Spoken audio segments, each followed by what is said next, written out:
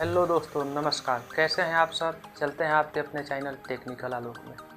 और आज हमारा टॉपिक रहेगा कि ई रूपी क्या है, जो मोदी जी 2 दिन पहले लॉन्च किए हैं कि ई रूपी। ई रूपी के बारे में आप लोगों को बहुत ही सिंपल तरीके से हम समझाएंगे कि आखिर ये वर्क करेगा, ये क्या चीज़ है और इससे हम कैसे पेमेंट करेंगे या पेमेंट लेंगे। तो चलते हैं अपने चैनल टेक्निकल आलोक में। चलने से पहले ये बता दें आपको कि हमारे चैनल टेक्निकल आलोक को सब्सक्राइब करें और बेल आइकन को ज़रूर दबा दें, क्योंकि ऐसे ऐसे वीडियो का नोटिफिकेशन आपको हमेशा मिलता रहे। तो हमारे वीडियो पे स्किप मत कीजिएगा, अंत तक बने रहिए। और आप लोगों को हम बता रहे हैं कि ई रूपी आखिर है क्या। ई रूपी एक यूपीआई की तरह ही एक सर्विस है, जिसको थोड़ा मोदी जी ने एडवांस कर दिया है, जिसको थोड़ा अलग तरीका से या यूनिक तरीका से ही बनाया है। ये भी एनपीसीआई का ही इसको भी एनपीसीआई ही चलाती है। एनपीसीआई के थ्रू ही, एनपीसीआई के देख रेख में ही ई रूपी भी चलेगा, जैसे कि सारे पेमेंट मेथड चलते हैं। तो हम बता दें कि ई रूपी आखिर है क्या।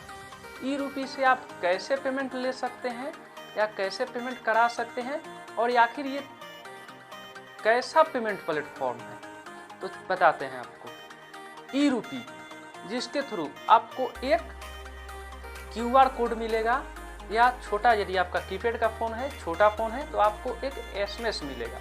उसी से आप पैसा का यूज कर पाएंगे। तो आप लोगों को बताते हैं आप पैसा यूज कैसे कर पाएंगे और क्यूआर कोड आपको मिलेगा कैसे। तो पहले बताते हैं क्यूआर कोड मिलेगा कैसे।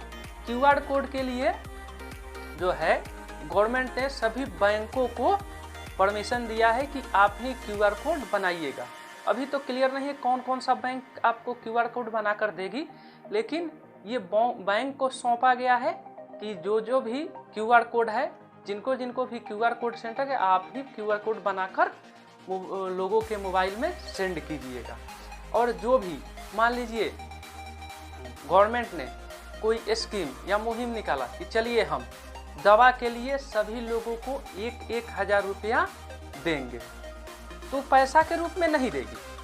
और मान लीजिए पहले तो था कि चलिए खाता में भेज देते हैं, अकाउंट में भेज देते हैं, ये भी नहीं करेगी।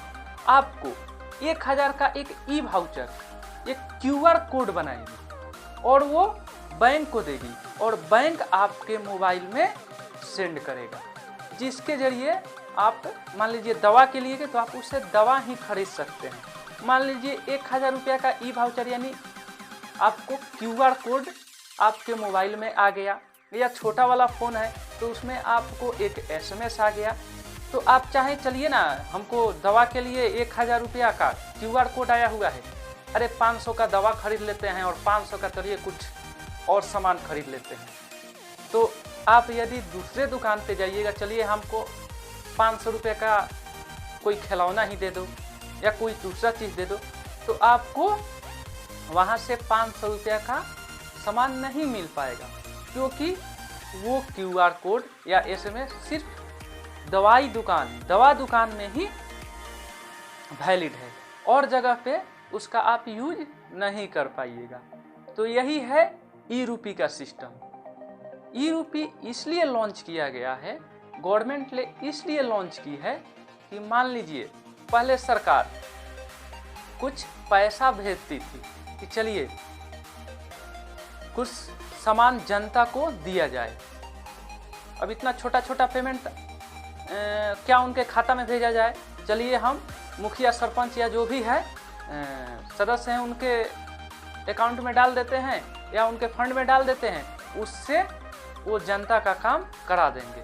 मान लीजिए कोविड-19 का ही समय चल रहा था, उसके समय मास्क बंटवाने के लिए कुछ पैसा सरकार भेजी थी, तो उससे हुआ क्या कि कुछ लोग को मास्क मिला, नहीं मिला, कैसा क्वालिटी का मिला, सरकार जितना पैसा भेजी थी उस क्वालिटी का मिला या नहीं मिला, ये तो सरकार को नहीं पता, ये गवर्नमेंट को नहीं पता। तो सरकार सोची क्यों ना हम, यदि मास्क 10 रुपये का देना हो तो क्यों ना हम एक 10 रुपये का स्कैनर ही बना दें, 10 रुपये का QR कोड ही बना दे कि उससे जो भी जनता है एक मास्क खरीद ले। तो ऐसे ही समझ लीजिए कि आप इससे गलत, इस पैसा का गलत जगह पे यूज कर ही नहीं सकते।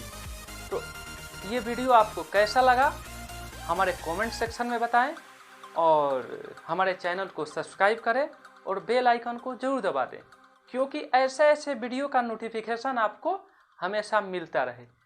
तो फिर मुलाकात होगी अगले वीडियो में, तब तक के लिए जय हिंद, वंदे मातरम।